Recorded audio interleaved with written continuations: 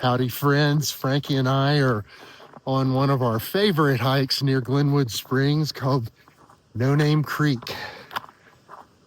Kind of little known, not a lot of people here.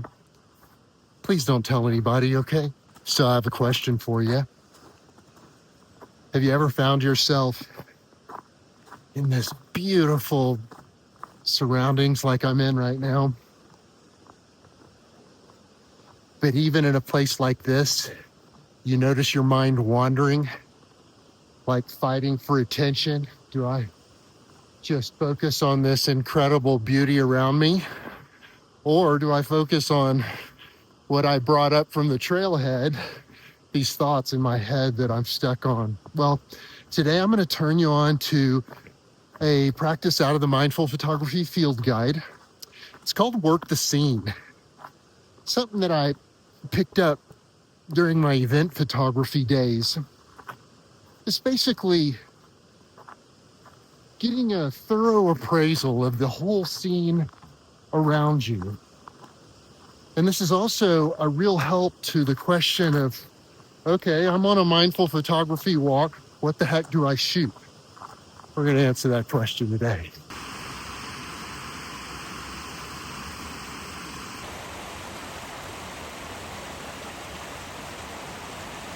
This channel is all about emotional well-being through mindful smartphone photography. It's about finding an inner peace through creativity, and I fully believe that's the way that God designed us. We hear all about in scripture how we're very unique. You know, God formed us in our mother's womb, and he gave us the ability for creativity, to create. For some of us, that creative ability also translates into a noisy mind. So always try to be real with you guys about the struggles that I have and what's helped me get out of the trap, that mental hell of kind of obsessive and compulsive and depressive and all of those kind of thoughts. There's a quote that I put in the field guide that I want to read to you. It's by Emmett Fox, and it goes something like this. What you think upon grows.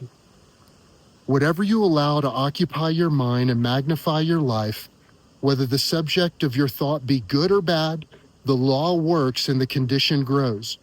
Any subject that you keep out of your mind tends to diminish in your life because what you do not use atrophies. The more you think of grievances, the more such trials you will continue to receive. The more you think of the good fortune you have had, the more good fortune will come to you. When we work the scene, when I come into a scene like this, I'm doing a practice and I want to kind of cover everything here. It lets my mind be a little more flexible, lets me take the whole big picture into account, because you better believe that if I've got a problem that's this big right here, I can walk into a scene, more metaphorically, that the whole situation of my life, and be filled with wondrous things, but yet this is the problem that I fixate on. Working the scene helps us step back and take everything into account, hopefully for the purpose of realizing that, hey, it ain't all bad, and maybe, just maybe, these monkey mind thoughts in my head right now are kind of distortions of reality. Best way to think about work the scene is just imagine that you have a daughter named Maria, and Maria's turning 5, and you guys are pulling out all the stops. But unfortunately, Grandma and Grandpa can't come. So what could you shoot that, sending a collection to Grandma and Grandpa, say of a dozen photos or so, that would give them a comprehensive picture of the birthday?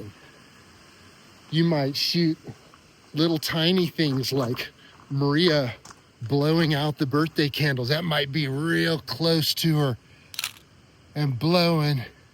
You definitely want to get a real wide shot of the whole room and who's in attendance. maybe some portraits. Frankie, you want a portrait? Good boy. Frankie, sit. Sit. Good.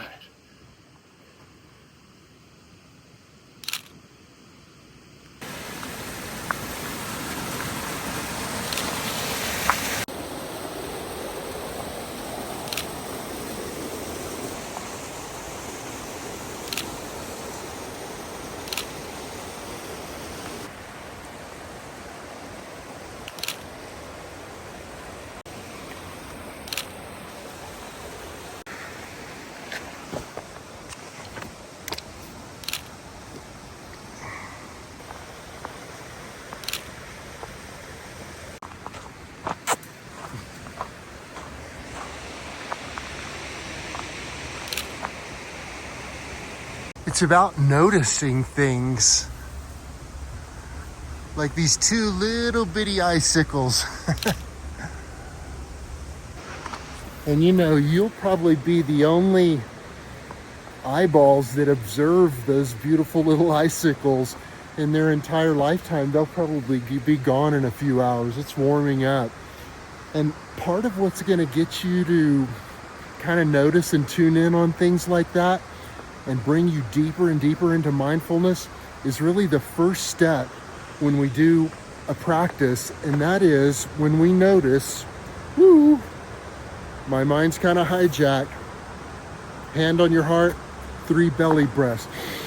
Just suck that oxygen down into those lungs. Pat your heart like a mama's patting a baby's back. Get present in your physical senses, and when you open your eyes, you'll see a new kind of perspective on what's around you, taking in this big picture. Hey, buddy, let me show you something. Okay, so first I need to warn you, there's a couple metaphors coming up, okay? All right, hang with me. So where I'm standing right now, like I said, this is No Name Creek, and just about a half-mile downward from here, this creek flows into the Colorado River. Now, up canyon, where No Name Creek comes from, there's actually a diversion of Grizzly Creek on the other side of that mountain right there that comes in here, flows in here, and then this water supplies virtually all of Glenwood Springs water. So the history here is so fascinating. Let me show you something. In the late 1800s, a guy named Devereaux came and settled Glenwood Springs, Colorado, and you can't really settle a place unless you have water. And even though Glenwood Springs is right on the Colorado River, that required pumping the water up and out of the river, right? So they needed a way to let gravity do that work. And what they did was took the flow from No Name Creek up there. You saw how the creek was flowing right there, and there's a huge drop that goes down, down, down, and waterfalls. It's really gorgeous. But they take the channel and peel it off up there and have it run this way. And they built these, okay, it's really hard to see right now, but these flumes, they're called.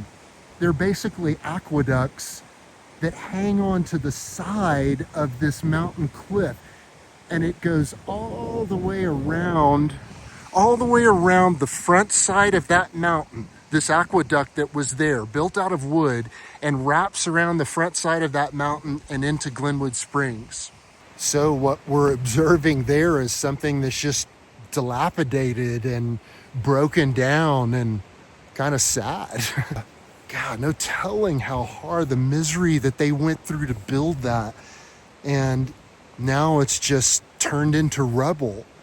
Bummer, right? Well, I could put my focus on that, how sad that deterioration is. But the truth is, God makes all things new. And I have sure noticed that this stage in my life and my career, that things are constantly changing and evolving.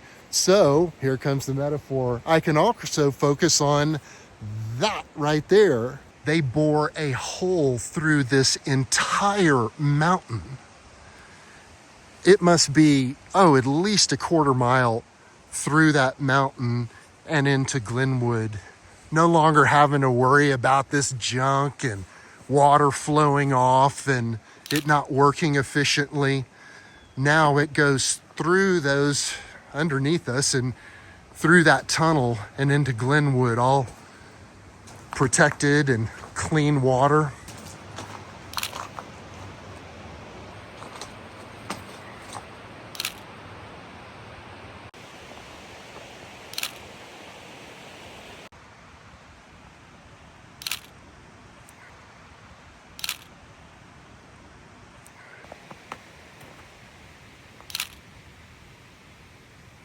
Remember the way the mind works.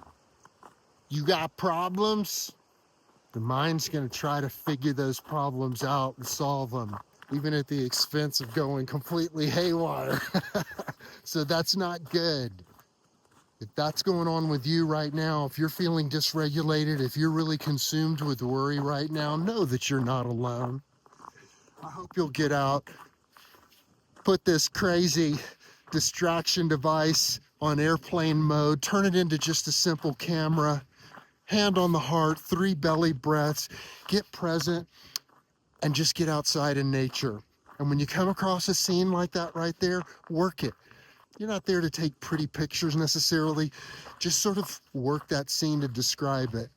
And whatever is eating at you right now, do the same thing there.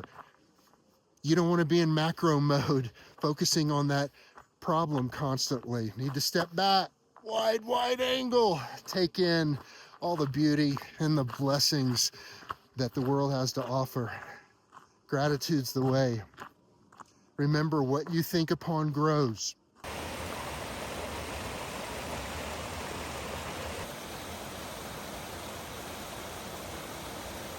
Now, the third step, focus, body and surroundings, capture the present moment. The third step is shine our light and bless someone. So you really want to catapult yourself out of this trap of being stuck in our own mind and our own worries. Take a few of these shots, edit them, tweak them a little bit, and then send them to somebody who could really use a blessing. Just send them a love note. Tell them how special they are and what a difference they've made in your life.